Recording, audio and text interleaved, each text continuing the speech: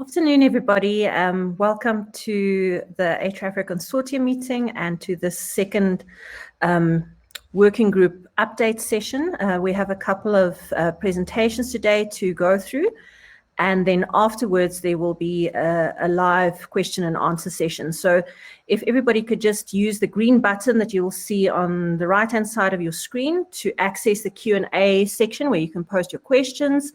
And you can also add comments in the discussion forum. And if I could just remind everybody to please just state who your question is addressed to, because we are going to go through all the presentations and then into Q&A. That would be great. Thanks. So I think we should just get started immediately. And I think our first presentation is from the Genome Analysis Working Group with Neil and Ananyo giving feedback. Thank you. Great, thank you. So it's always a pleasure to have the opportunity to give a little report back on the Genome Analysis Working Group and what we've been up to. And so I'm Neil Hanchard, and I'll be presenting on behalf of my co-chair, Ananyo Chowdhury. So the first context for what we're going to talk about is the goals of the Genome Analysis Working Group. So it's really to facilitate analyses across the consortium of the data that is being generated across all the groups. And the idea is that this is a way to extend the H3 Africa brand, particularly in a collaborative way, and in so doing facilitate a sustainable future through additional analyses and grants based on that. So we've been doing this across with a number of different groups, both within the H3 Africa group. So you can see some of the groups we've been working with, and I'll talk a little bit more about the cardiovascular disease working group.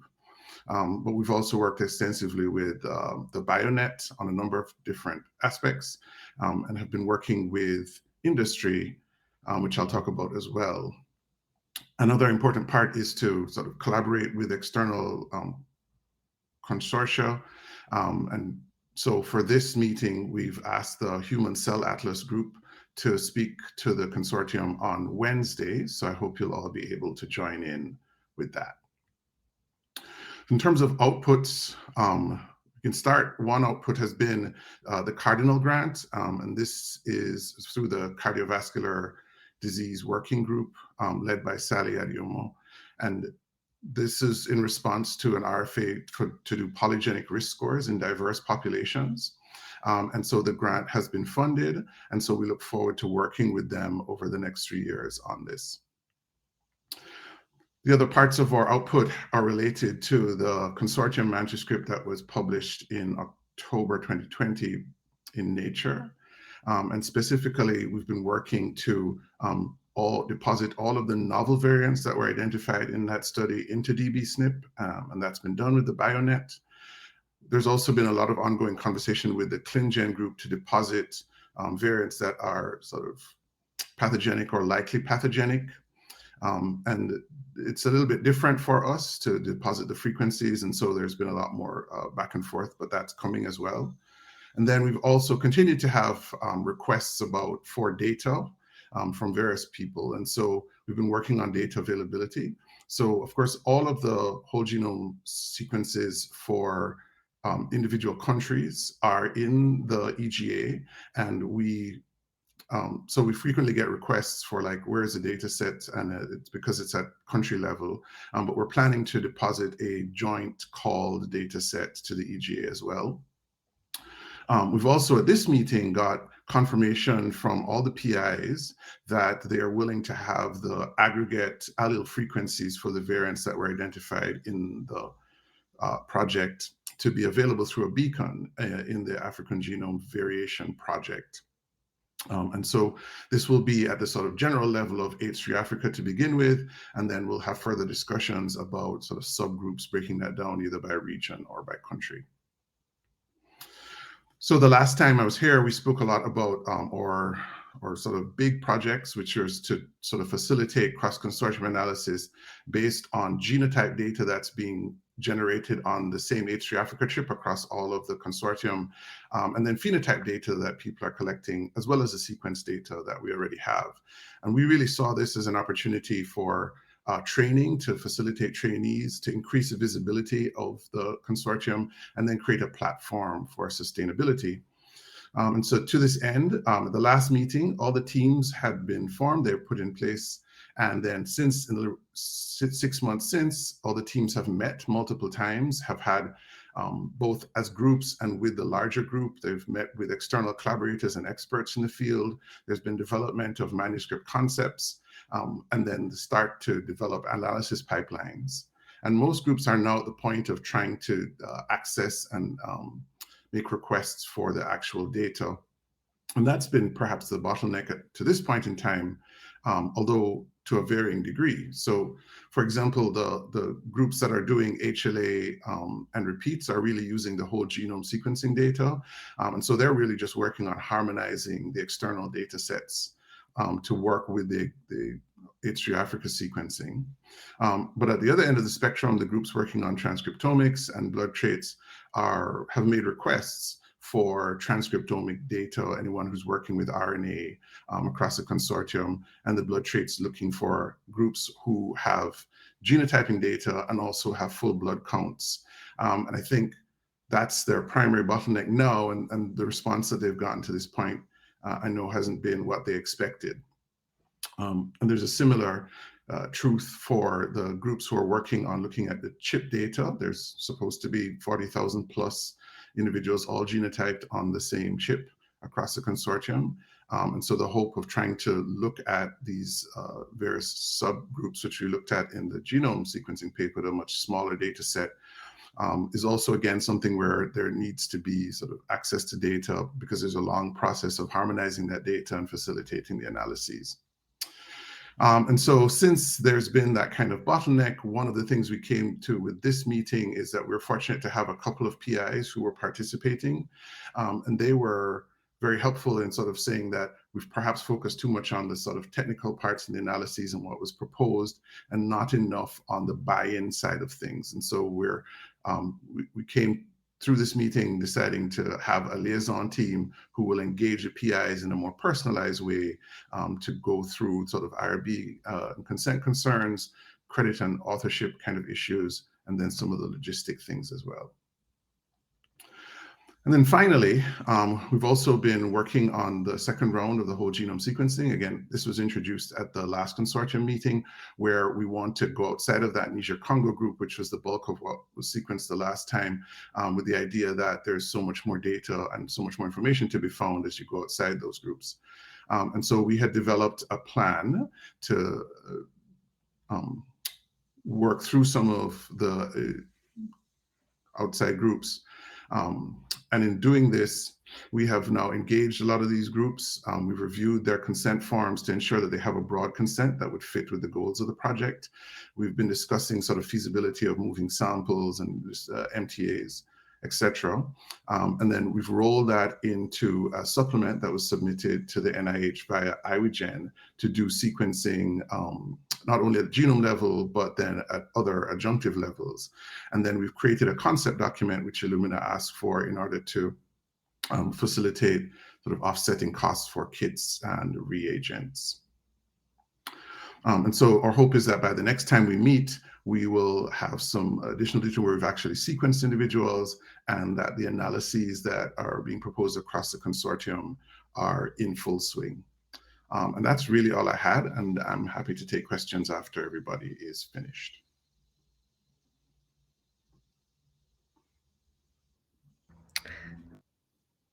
Neil, for the presentation.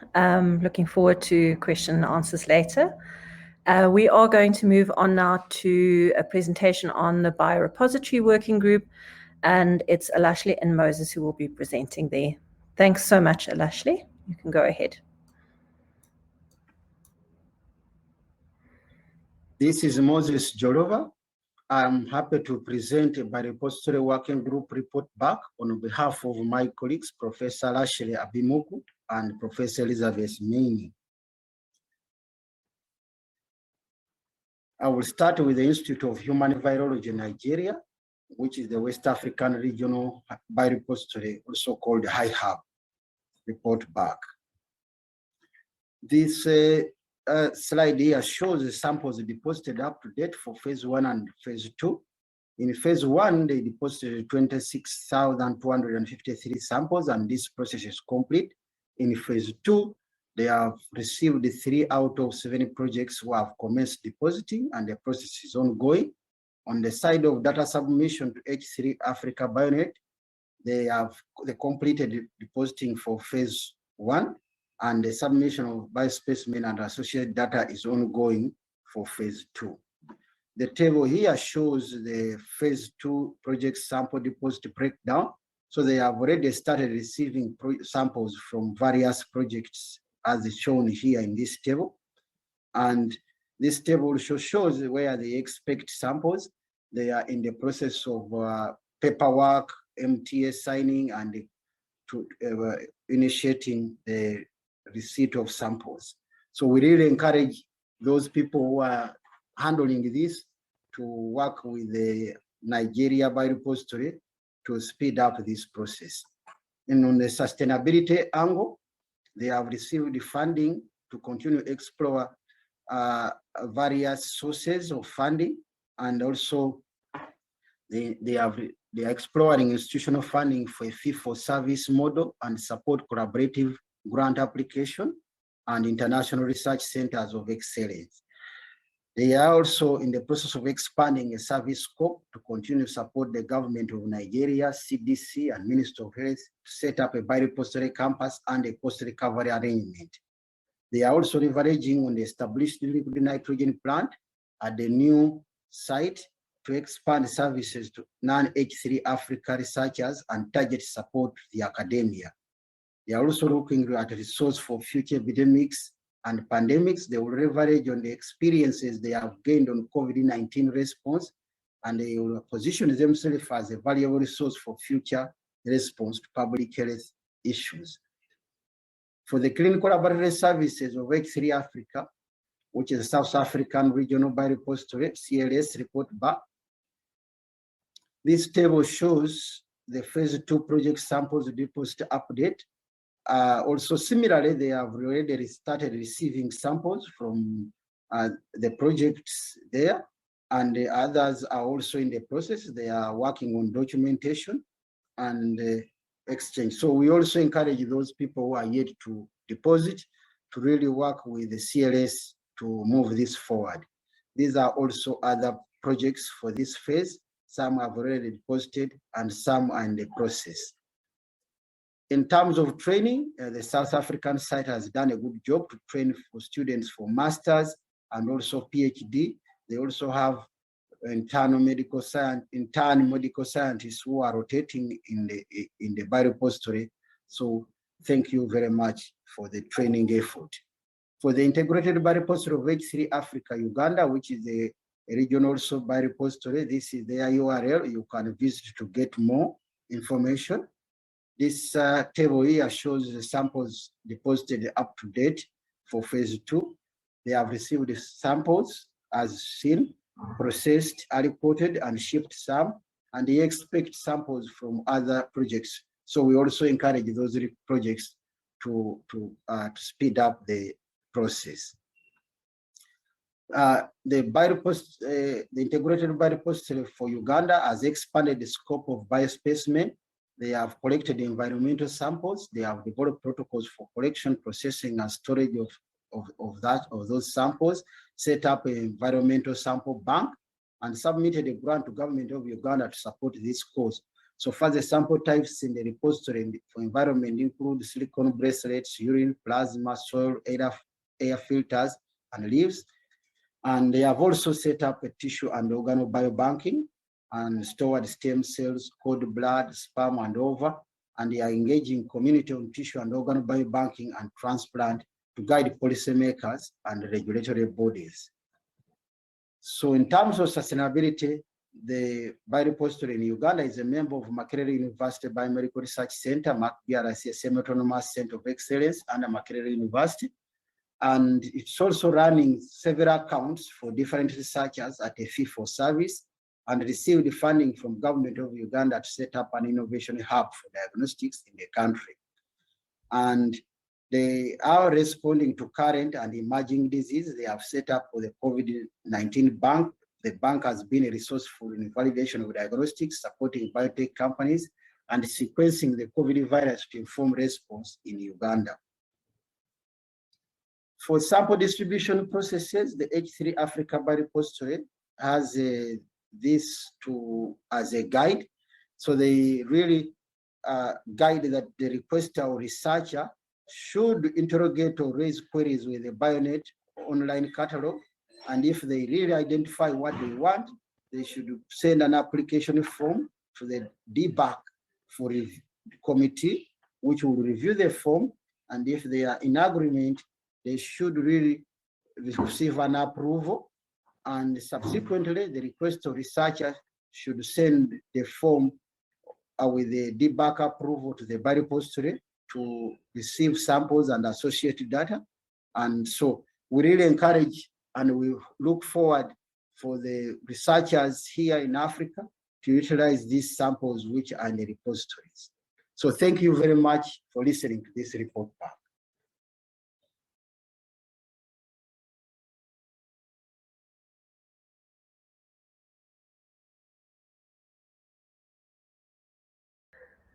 Thank you, Moses. And then up next is Alashley, also reporting on the repositories. Thanks so much, Alashley.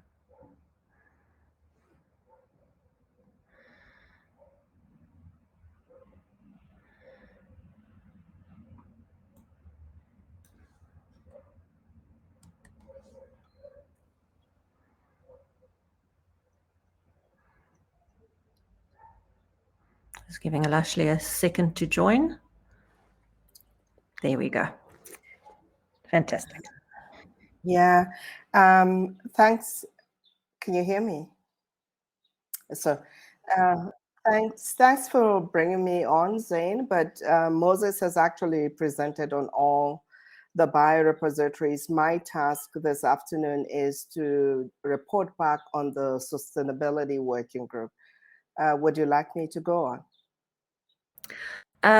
Yes, I think we can go ahead with that. Thanks, Alashley. Thank you. Let me share my screen then.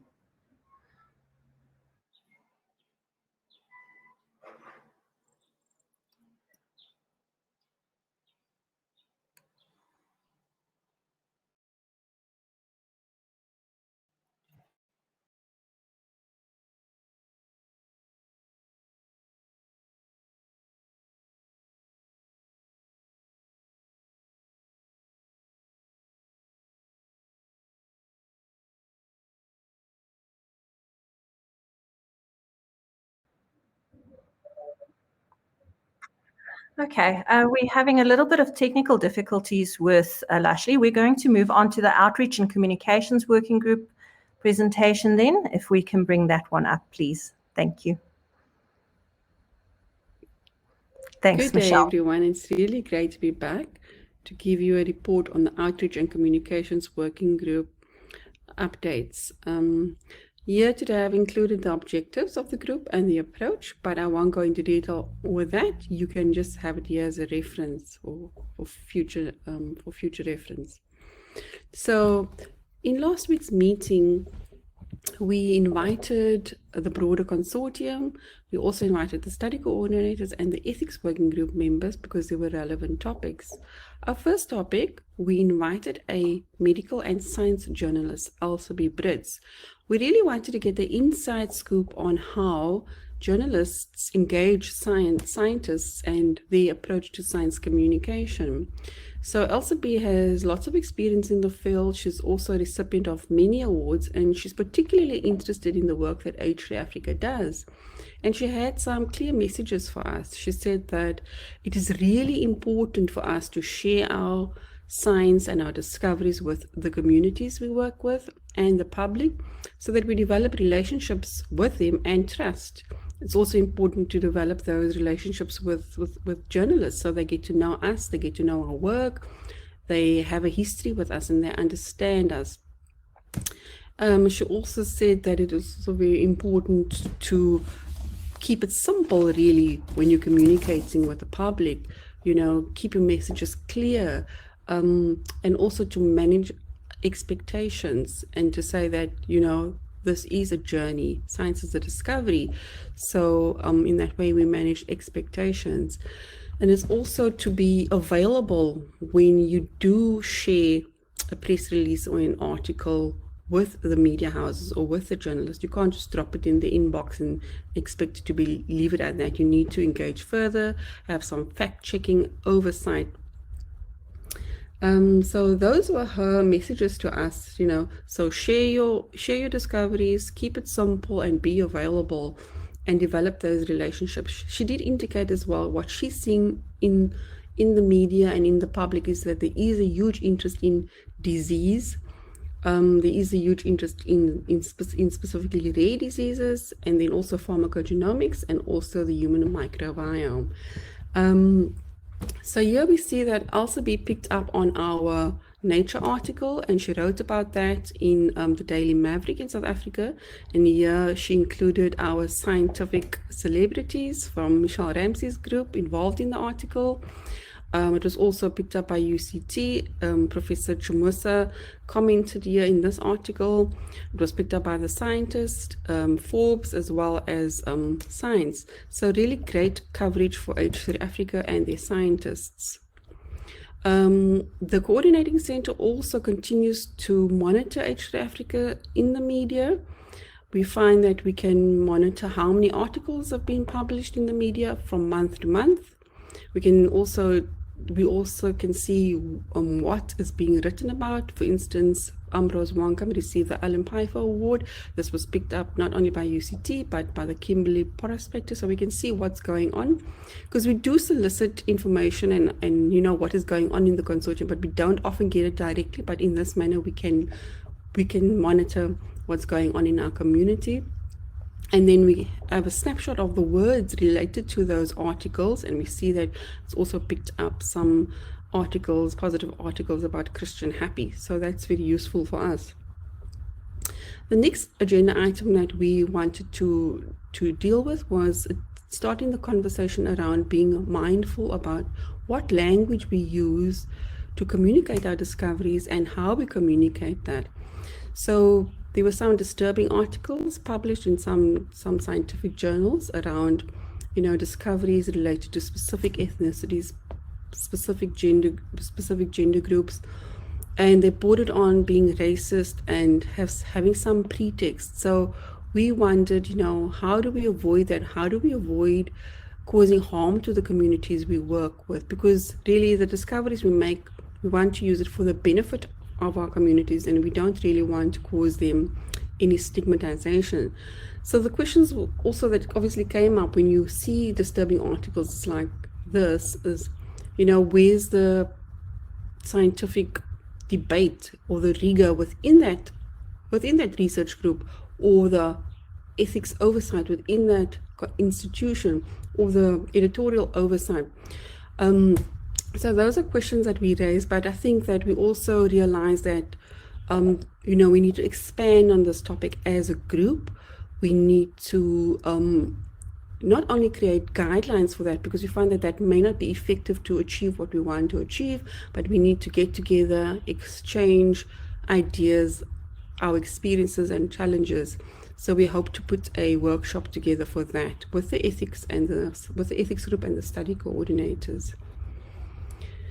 So we continue as the coordinating center and the outreach group to use our social media platforms to promote our science, share ideas with affiliate organizations or other global organizations that we're interested in or that we work with. We also partner with smaller groups like the Omics Data Solutions to celebrate our early career scientists. So we did that this past August.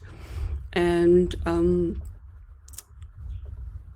we also continue to grow our YouTube channel as a resource. So we post all our videos we make about the consortium, about certain discoveries, or about certain, these certain training tools, webinars. So we continue to grow that. From about a year ago, we had about 3 videos, and now you can see we have, I think, more than 20. So really do continue to send us that material. And then on the current platform, the 18th meeting, we have the H Africa stall or the exhibition booth. So we're adding our content, our assets there. So please go ahead and look at that.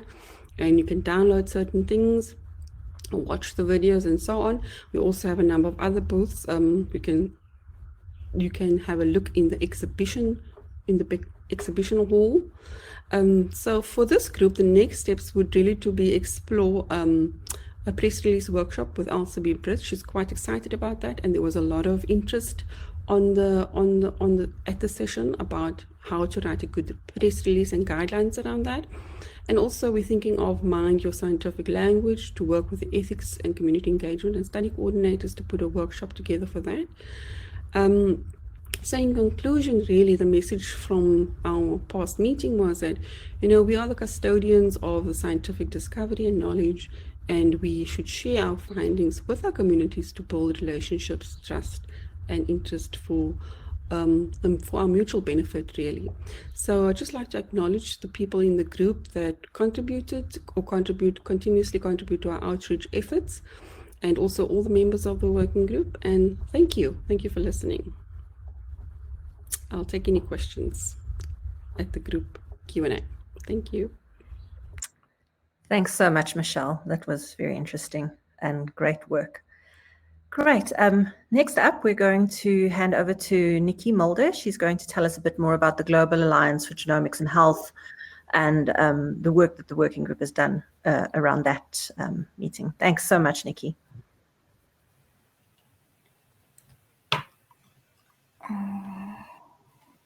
Okay.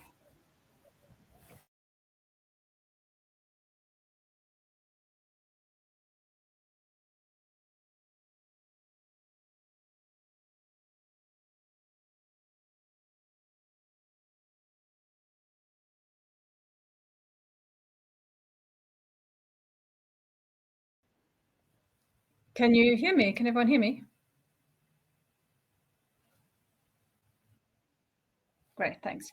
Okay, so I am presenting on a GF4GH. It's not a technically a working group. So these are just activities that we've had in H3 Africa.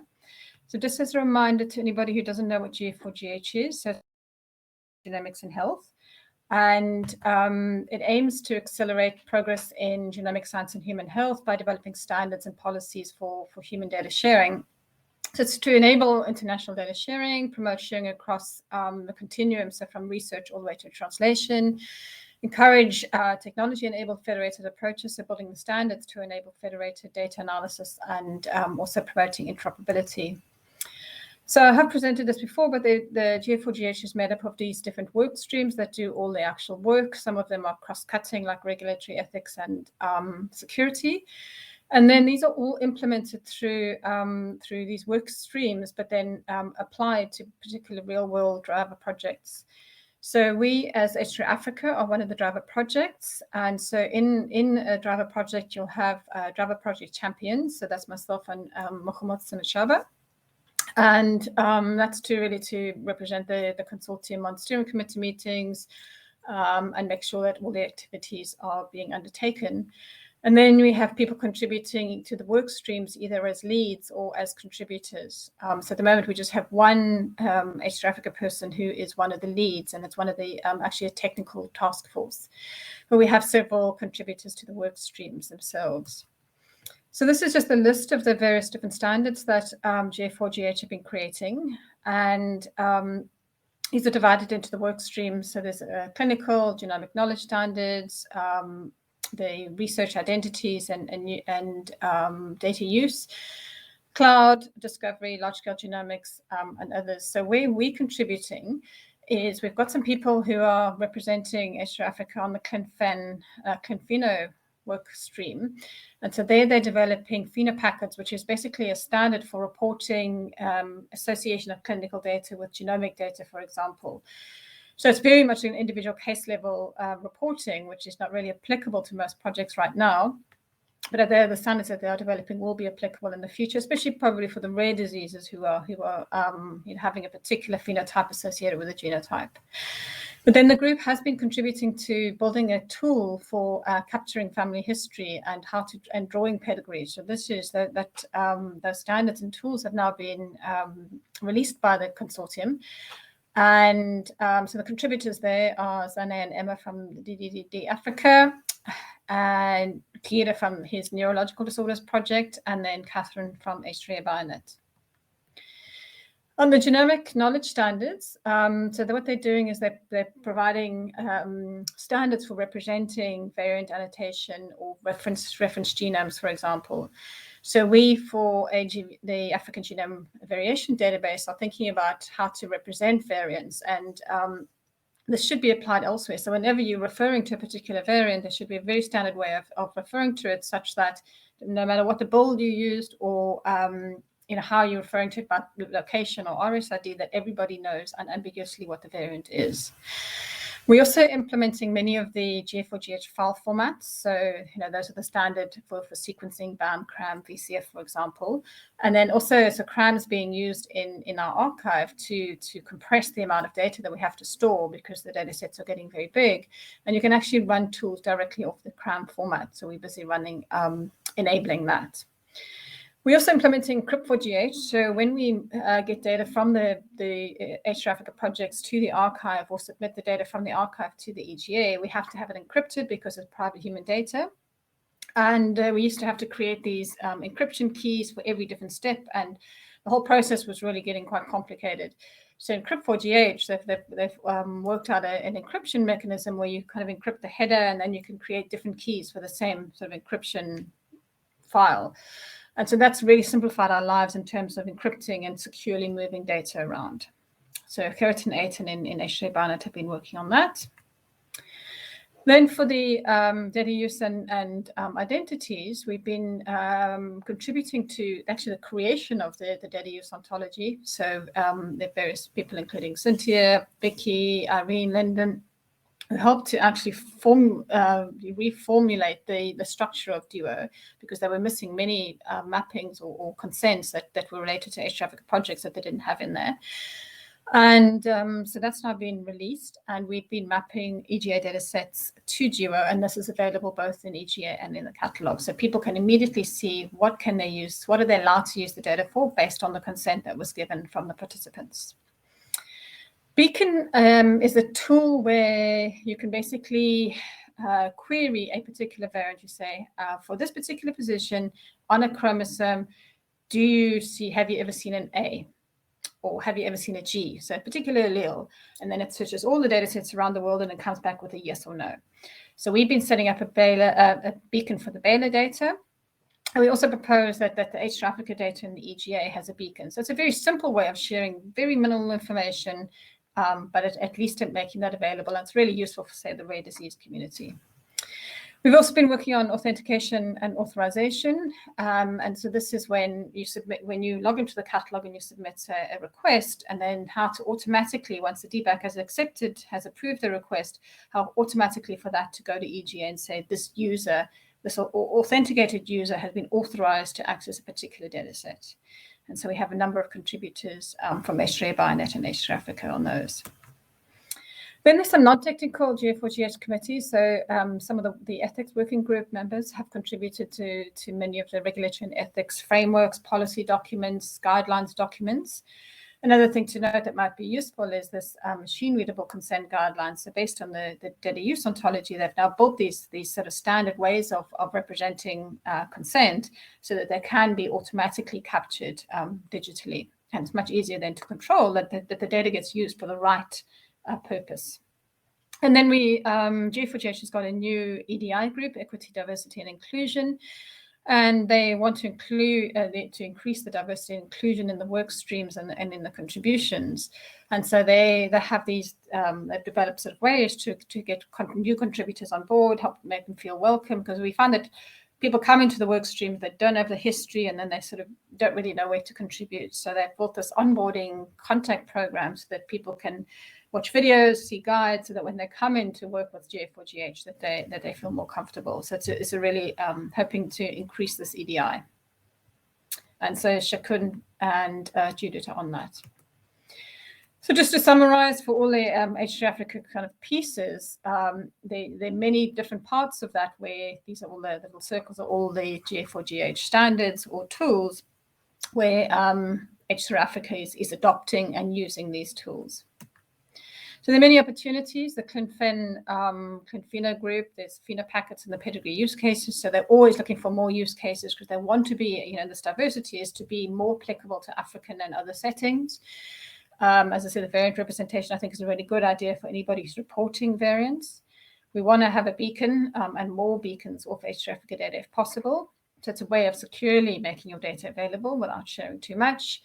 And there are loads of documents and policies that they have developed, which I think will help all the H3 Africa research projects. So it's open to new contributors. So if anybody else wants to contribute to GF4GH, please just contact me and we'll get you on board the right work stream. Thank you.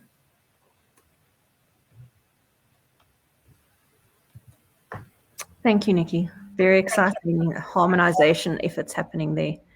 Great. So now we are ready for our final presentation by Lashley on sustainability. Thanks, Lashley. You can share your slides. Thanks, Zane. Let's try again.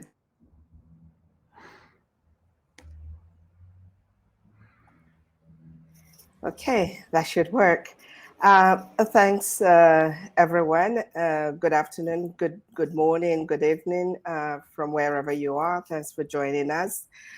This is the report back from the Sustainability Working Group, and with me is my co-chair, Demoa Addo. So we're going to do a twin presentation. I will present on the first part of the agenda, and Demoa would continue.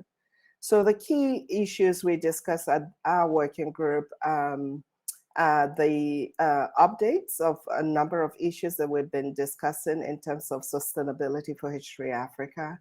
And then most importantly, we also discussed the proposed H3 Africa Constitution that would outlive the funding that's supposed to end next year. So in terms of what the updates, one of the areas that we discuss is what has H3 Africa contributed to the continent in the last 10 or 12 years that H3 Africa has been funded, and that can move forward in terms of supporting genomic science and other research activities that's happening within the continent.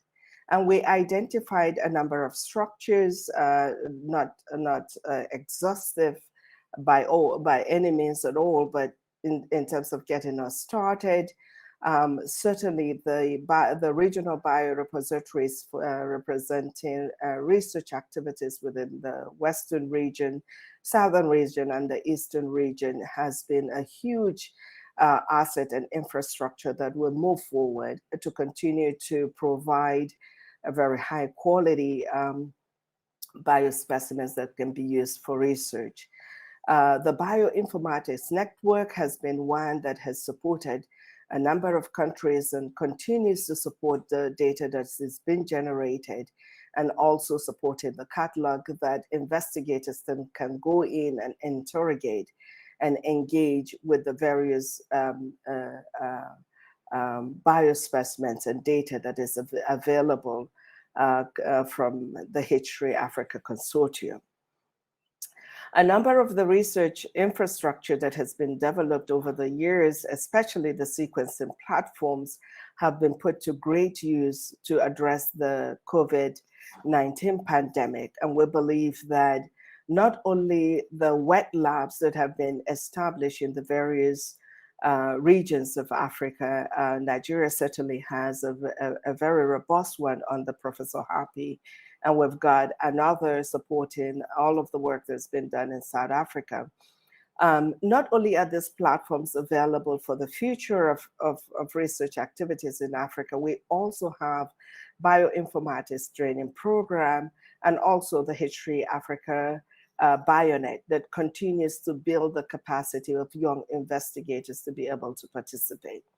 And of course, this meeting would not exist without the huge effort that has been put together by the Coordinating Center, which can continue to coordinate such research networks within the continent. And the DBAC support that's going to move some of the research activities and the very viable data and specimens that we have to continue to support that. So these are significant infrastructure that H3 Africa has built in a highly resource and knowledge and policies and guidelines that can inform subsequent research activities. But how do we see all of this playing out? So one of the things that we have discussed is the possibility that maybe some research activities across the whole continent can actually build on these resources, all four resources and additional resources that H3 Africa has put together.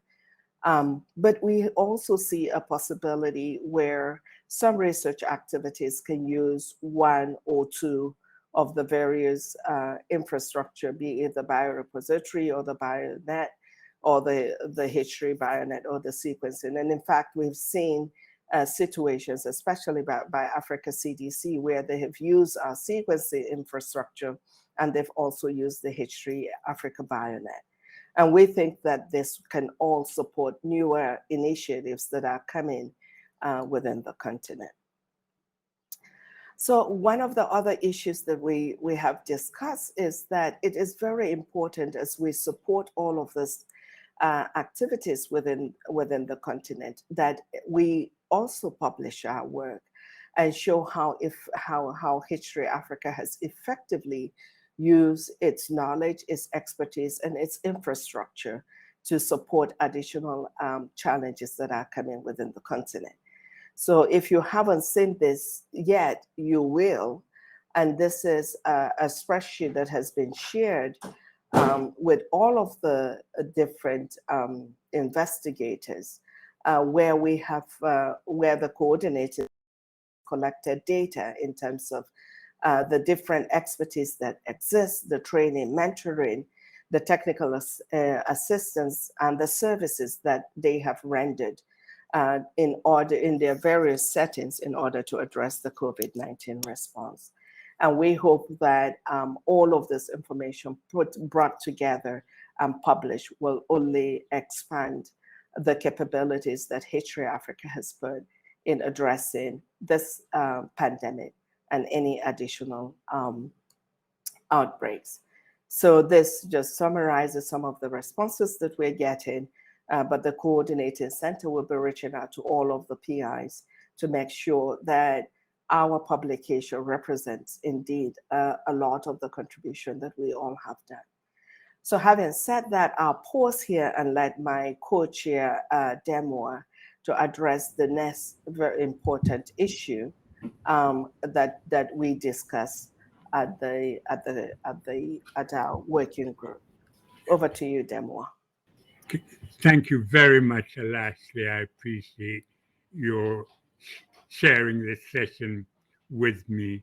So for the last 6 months, the Sustainability Working Group has been working on a proposed constitution. Can I have the next slide, please? And we've agreed a constitution that's been drafted and has been backwards and forwards through maybe 10, 12 members of the Constitutional Committee. And I think we've now got what I term a framework constitution, and one that we think is, after our last meeting, is robust enough to allow us to move from our current H3 Africa to, I think, Professor Happy suggested H3 Africa 2.0, which I quite like. And we have so far agreed that we would have communal leadership, as we have had very successfully for the last 9 years, with a rotating chair of the steering committee, and we'll have a chair and a co-chair. But we will also have a separate administrative stroke coordinating leader. And that is because we need a defined host for H3 Africa 2.0. And we thought that in the first instance, we would invite and ask Nika Mulder, and I think she's agreed, to be the administrator and coordinating leader.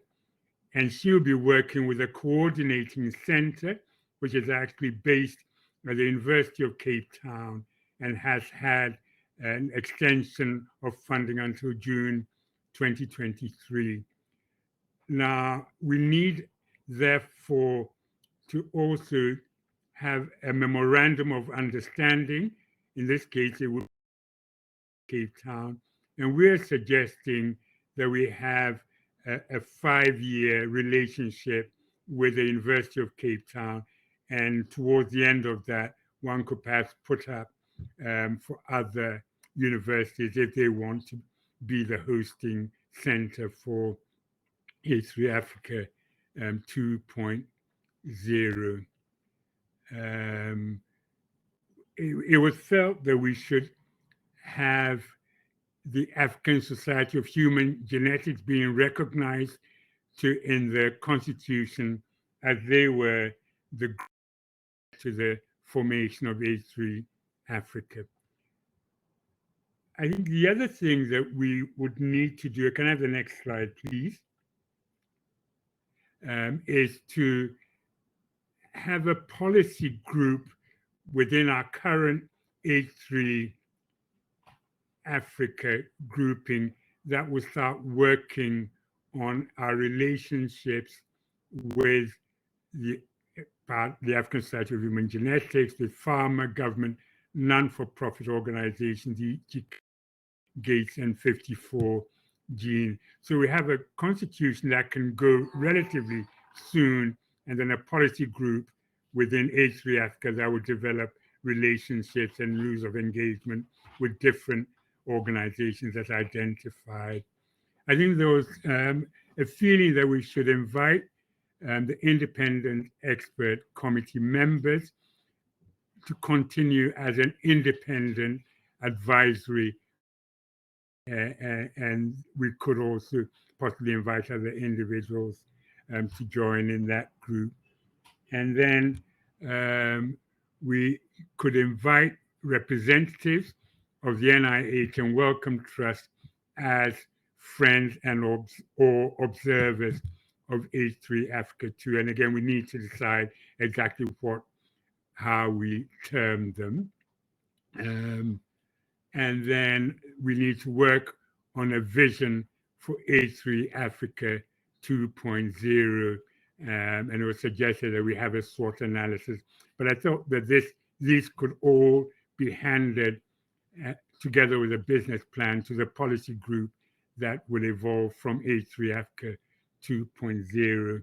And then very finally, next slide, Jennifer Maroa was prepared to arrange for H3 Africa to be represented at the Grand Challenges meeting in November. And that again will give us an opportunity to interact with pharma. So I'm grateful to all our committee members for all the hard work that we've put in or has been put in. And I think that we now have a framework so that we can get an ongoing H3 Africa 2.0 that can then start negotiating and take over in August 2023. Thank you for your attention.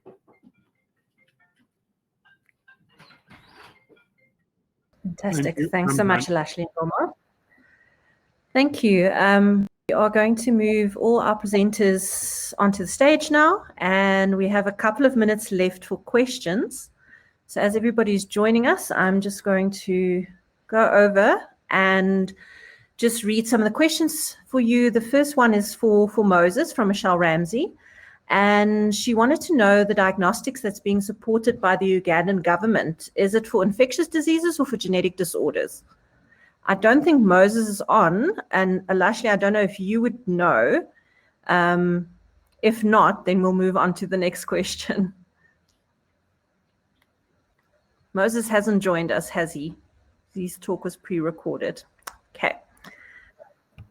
Can you hear me? Okay, excellent. We'll wait a minute for him to join us. Maybe we can move on to the next question in the meantime while we wait for Moses. Oh, here's Moses. Okay, fantastic. Yes. Hi, Moses. I don't know if you heard that question.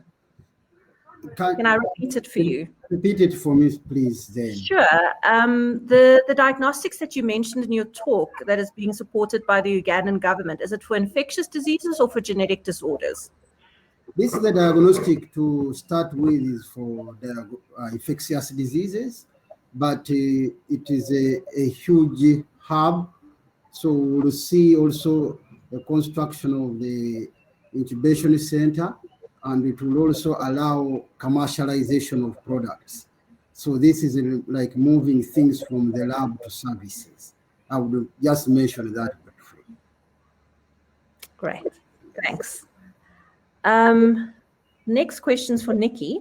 Nikki, can you please let us know again what you need for the catalog that you mentioned in relation to GA4GH, and how we should be able to engage with HVI Bionet to be sure we get all projects accurately represented in the catalog? So the catalog at the moment is limited by the data that goes in. From the biorepository side, there have been a few errors in reporting. For example, there was one participant who was both female and male, depending on, sort of in twice.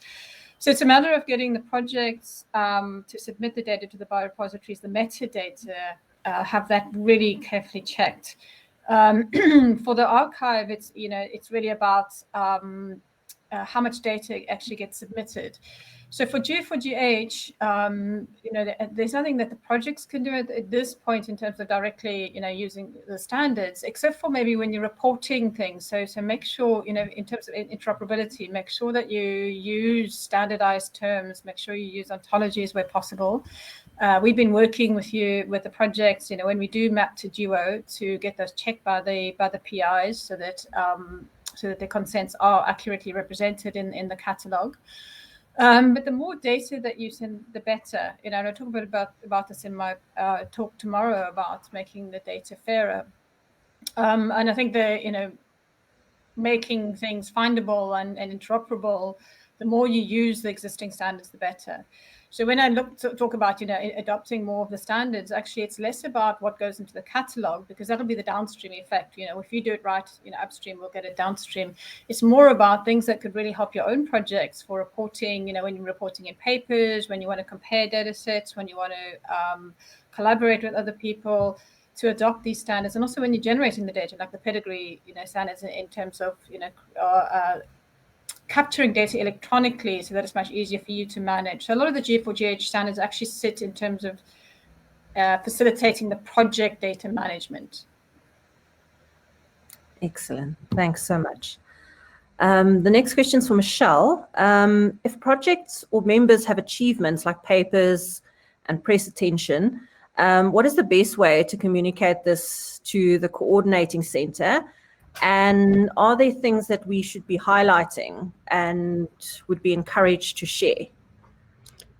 Thanks so much, Zane and Ali, for the question. Yes, so our standard way of sharing was, sending to our IT person confidence. But I think what we can do is we can perhaps generate a repository link, which we can have on our signatures as the coordinating center, and also have that link perhaps in all the working group emails and so on. And then the things we're looking for, I think she listed a few there, was like publications, because that tells us how people are progressing, their achievements. But we also want to know about their career advancement. For instance, have they got a new job? Have they got a new position in the university or the institution? Or have they been selected for a committee and so on? And also in terms of grant applications, have they, especially with early career scientists, have they managed to get a small grant or a big grant or something like that, and who that is from? And then have they become a member of any other networking groups, as well as teaching commitments or teaching sort of programs, and do they Do they volunteer in their communities? So all those kinds of things to measure the advancement and the involvement in the community. Yep. So that's the kind of thing we're looking for. Thank you.